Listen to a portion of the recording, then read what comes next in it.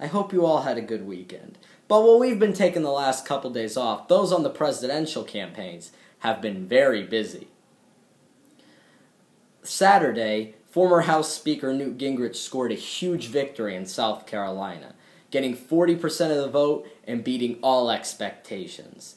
This, combined with the Iowa caucus recount, which showed that Rick Santorum had actually ousted Mitt Romney by just a few votes, have shattered the inevitability that has surrounded the Romney campaign thus far. That Romney will be the nominee, that he can't be beaten. So, with this aura cracked, where does this leave the campaign going forward? Mitt Romney is still the front runner. He has a nationwide organization and large support, especially from moderate Republicans. Ron Paul has a similar organization nationwide, but his support has hit a ceiling, and he is supported by just particular groups, and it's not growing substantially in numbers. So it remains unlikely he will be able to get enough primary victories, if any at all, in order to seize the nomination. The remaining two candidates, Newt Gingrich and Rick Santorum, are supported from the same conservative base, and one will eventually be ousted as the other, as the one gains the majority of support.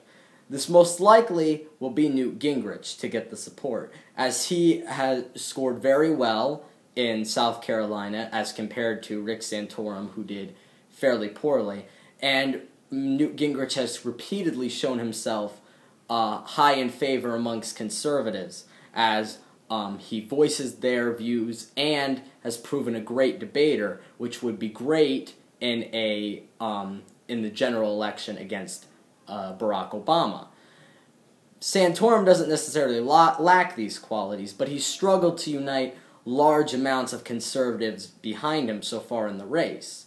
So, though Rick Santorum has vowed to continue to fight on, as he said in his concession speech last Saturday, all candidates do say that, and some drop out just a few days later.